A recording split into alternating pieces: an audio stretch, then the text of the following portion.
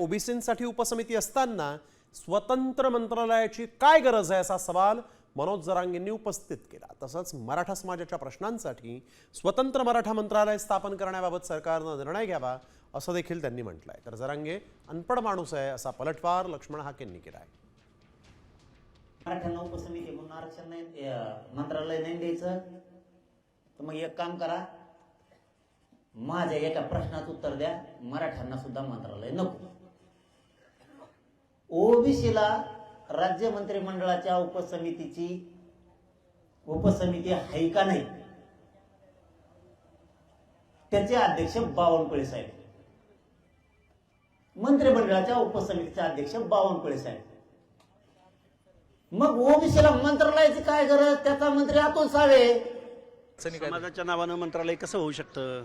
अनपट माणूस आहे, अनपट। एक भातुकलीच्या खेळामध्ये लेकरं खेळतात ना, त्या पद्धतीनं मागण्या करणारा ही मागणी। मंत्रालय कसं स्थापन होऊ शकतं?